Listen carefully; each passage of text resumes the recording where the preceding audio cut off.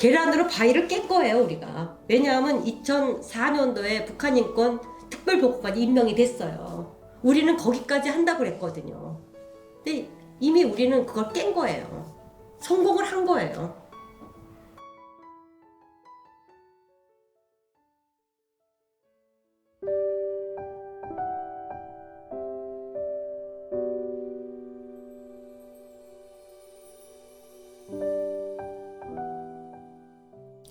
네, 저는 북한인권시민연합 사무국장 김영자고요. 1996년 5월 4일부터 사무국장이 지금까지 사무국장이에요. 근데 초기에는 사실은 북한인권시민연합이 아니었고 북한 동포의 생명과 인권을 지키는 시민연합이었어요.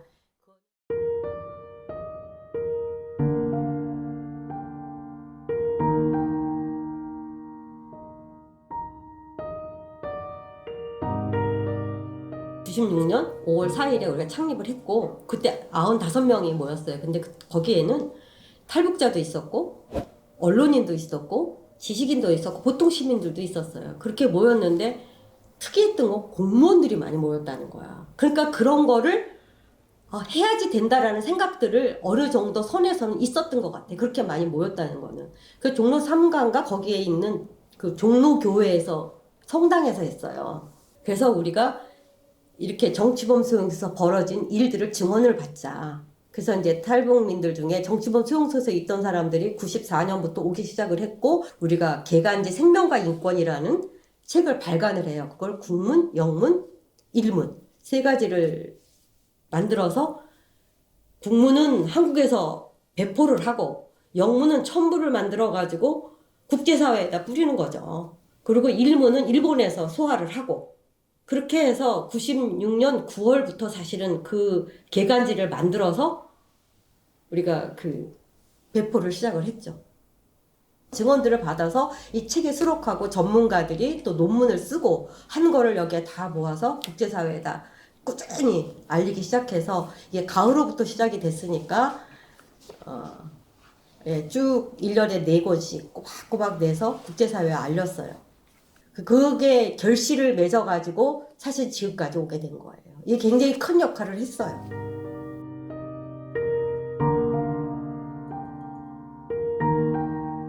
처음에 시작할 때부터 국제사회가 타켓이었어요.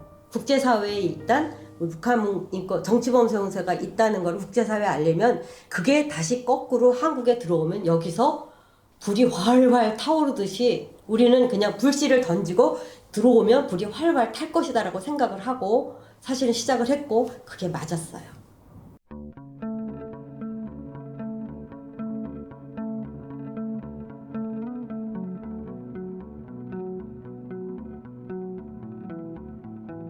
맨 처음에 시작을 했을 때 그러니까 사무실을 구할 돈도 없었고 다들 뭐 월급도 받는 것도 아니고 각자 주머니에서 얼마씩 내서 일단 뭐 그 소식지도 만들고 기간지도 만들어야 되는 거잖아요. 그리고 교통비도 써야 되는 거잖아요. 다 각자 알아서 한 거지 누가 뭐 돈을 줘서 한 건 아니에요. 한 3년을 했는데요.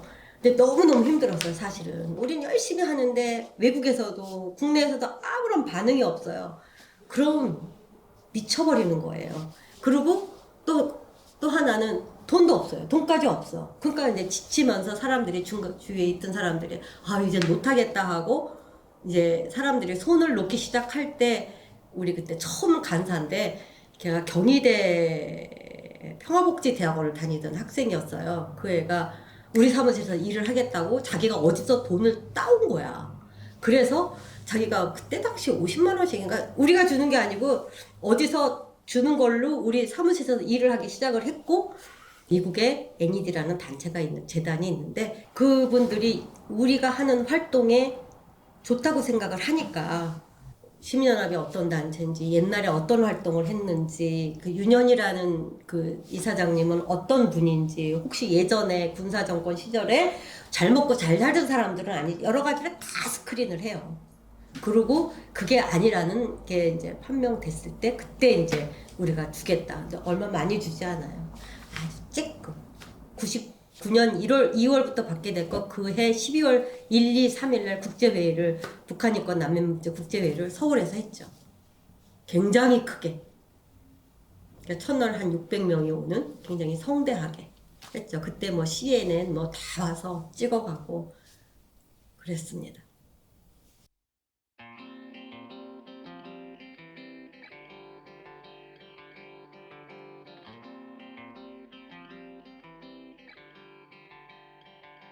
탈북민 구출의 건은 초기부터 시작이 돼요.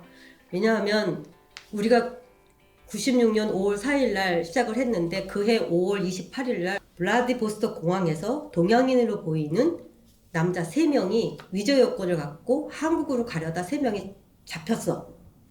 그래서 조사를 해보니까 북한 사람인 거야. 그래서 이제 이 북한 사람을 잡아서 다시 북한으로 넘기려고 그 경찰이 데리고 갔겠죠. 어디 지점까지. 데리고 가서 한 명을 먼저 넘겼어요. 그랬더니 거기서 저기 조국의 배반자.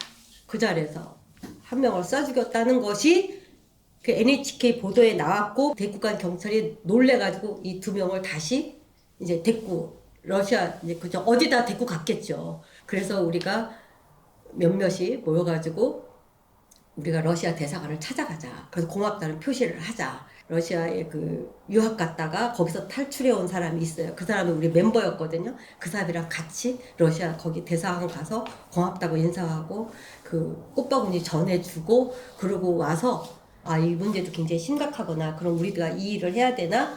그렇게 돼서 이제 탈북동포에 대해서 중국에 그 후에 이제 중국에 많이 넘어온 거고 그러면서 그쪽 문제에 관심을 가진 거죠. 99년도에 나를 비롯해서 뭐 우리 사무실에서 일하는 간사 또 자원봉사 인턴들이 같이 중국에 이제 탈북민 실태 조사를 나갔어요. 탈북자 한 명이 이제 그 산에서 내려오는 거를 우리랑 이제 얘기를 하게 된 거예요. 근데 우리를 봤는데 갑자기 몸을 부들부들 떠는데 첫 마디가 나를 공안에 넘기지 말아주세요예요. 엄마 아버지가 2년 전에 굶다가 병으로 돌아가셨다. 그리고 1년 전에 여동생이 굶다가 죽었다. 더 있다가는 자기와 남동생이 죽을 것 같아서 3달 전에 내가 남동생 손을 들고 손을 잡고 넘어왔다. 넘어와서 보니 그러니까 편안하게 있을 곳이 하나도 없어서 그러니까 낮에는 산속에 있고 밤에는 내려와서 뭐 쓰레기통을 뒤진다거나 어디 가서 훔쳐먹거나 이제 이런 일을 하면서 그렇게 이제 꾸려가면서 그러니까 산속에 숨어 있는 거예요. 몇 살이냐고 물어봤더니 28살이고 이름은 김흰주예요. 잊어버리질 않아요. 잊을 수가 없어 그 사람은. 지금 본 거, 느낀 거를 우리만 알고 있어서는 안 되는 거 아니냐. 우리가 지금 보고 이거를 우리 사회에 알리고 국제사회에 알려야 돼. 그래야지만 그들을 도울 수 있는 방법도 생길 거야. 그리고 같이 울었어요. 그때부터 내 마음에 이제 먹은 거는 나는 이제 뭐 내가 힘이 있어서 눈을 감는 그 순간까지는 내가 탈북자를 구출하는 일을 해야 되겠다. 생명을 구하는 일은 내가 해야 되겠다고 생각을 했고.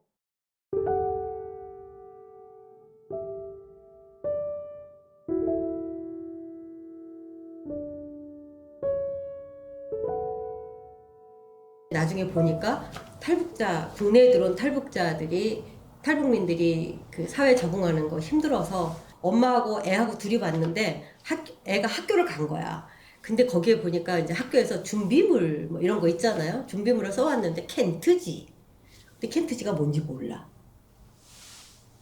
그러니까 둘이서 켄트지가 뭐지? 엄마 나도 몰라. 근데 이걸 밖에 가서 물어보면 자기가 북에서 온 것이 발각되고 그 사람들한테 업신여김을 당할까봐 말도 안 하고 준비물도 안 가져간 거죠. 이제 그런 거.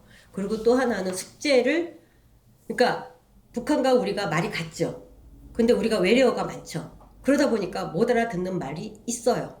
그러면 우리가 애들 공부하는 것도 좀 가리키고 어떻게 살아야 될지 좀 이런 것도 좀 서로 좀 얘기 좀 하고 하자. 왜냐하면 북에서 학교 교사를 했었는데 여기 오니까 뭐를 해야 될지를 몰라서 1, 2년을 그냥 방에만 있는 거야. 지금은 어떤 교육을 받을 수 있는 시스템도 좀 있고 자원봉사자들도 많고 그랬지만 그때 당시엔 없었어요. 그리고 딱 집에 들어가 보면 아무것도 없었어요. 그래서 내가 나누어쓰기 운동을 한 거거든요. 마음에도 무슨 병이 있을 수 있으니까 정신과 의사하고 심장내과 의사, 고대 병원의 의사 2분이 오셔가지고 격주로 와서 진료를 해줬어요.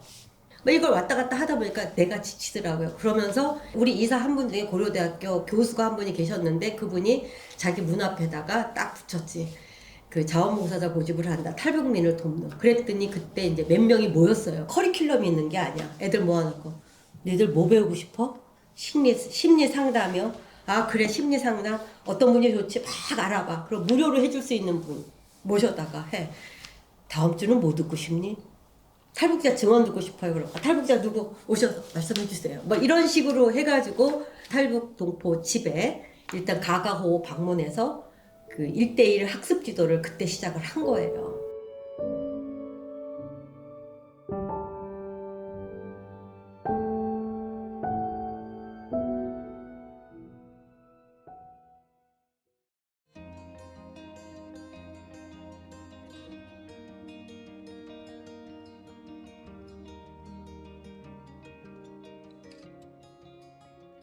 7월 달에 자원봉사자 교육을 했어요. 그때 이제 우리가 99년 1월 23일부터 내가 자원봉사 교육을 해서 그때 한 몇 명 나왔다고 그랬잖아요. 걔네들을 중심으로 해서 우리가 그러면 자원봉사자 한번 교육을 크게 해보자.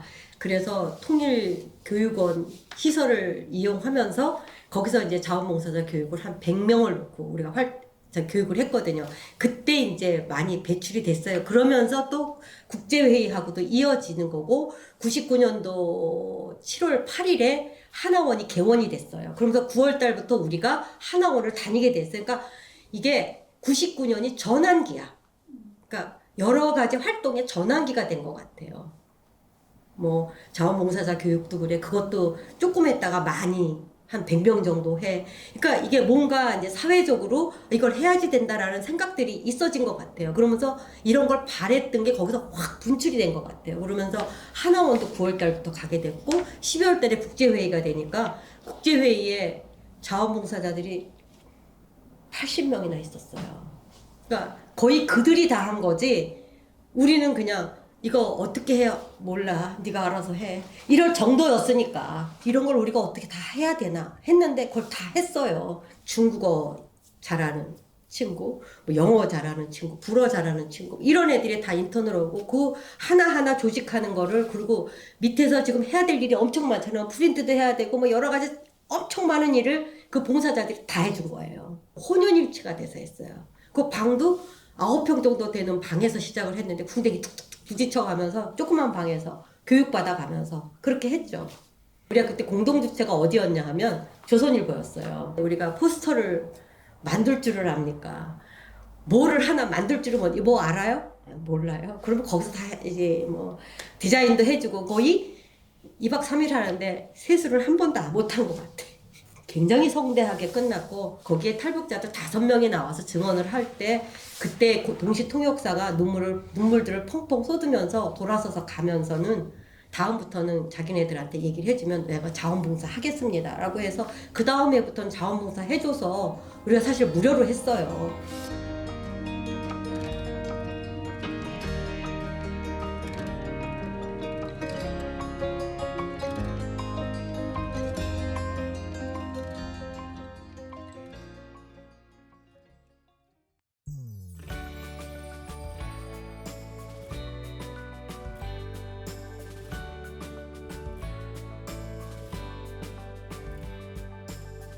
그 2002년도 9월 달에 우리가 그 바츠라프 하벨 체코 대통령이 우리를 초대를 한번 했었어요. 그때 우리 목표가 뭐냐고 물어보더라고요. 그랬을 때 우리는 유엔에서 북한 인권 결의안이 채택이 되고 거기에 특별보고관이 임명이 된다면 우리가 할 일을 다 했을 것이라고 생각을 한다 그랬더니 아 그러냐고 얘기를 했었어요. 저기서 BTS를 노래를 들으면 잘못하면 공개 채용을 당할 수도 있고 교화소에 끌려갈 수도 있잖아요. 그 어린 나이에. 그건 아닌 거죠. 70년대, 80년대에 민주화 운동 했던 분들이 북한 인권 문제를 안 해요. 그거 보고 사실 실망을 많이 했고, 이제, 그래서 윤현 이사장님이 이제, 그러기 때문에 우리가 해야 된다. 정치범 승수에 그때 당시에 20만 정도가 있다고 그랬는데, 나중에 통일이 됐을 때 우리한테, 우리가 그렇게 핍박받고 있을 때 당신들이 도와준 게 뭐가 있냐고 얘기할 때 우리가 뭐라고 대답하겠느냐. 그래서 우리가 계란으로 바위칠 각오를 하고 하겠다고 해서 계란으로 바위를 깬 거예요, 우리가. 왜냐하면 2004년도에 북한 인권 특별보고관이 임명이 됐어요. 우리는 거기까지 한다고 그랬거든요. 근데 이미 우리는 그걸 깬 거예요. 성공을 한 거예요.